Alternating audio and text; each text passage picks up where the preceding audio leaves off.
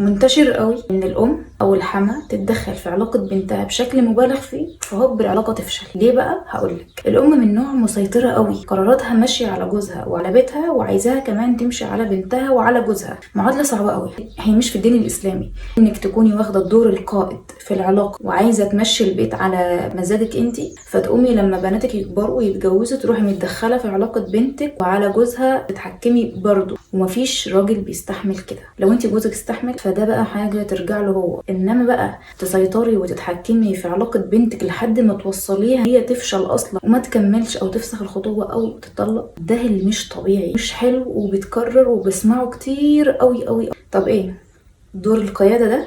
مش ليكي. انصحيها، وجهيها، اسمعيها، طبطبي عليها، لكن بلاش اشحنها بكلام. وانك بتعملي ايه؟ بتدمري علاقه بسبب تدخلاتك وتحكماتك. فاي ولد بيشوف ان حماته فيها من الصفات دي بيخلع، ما بيكملش، على طول بيجري.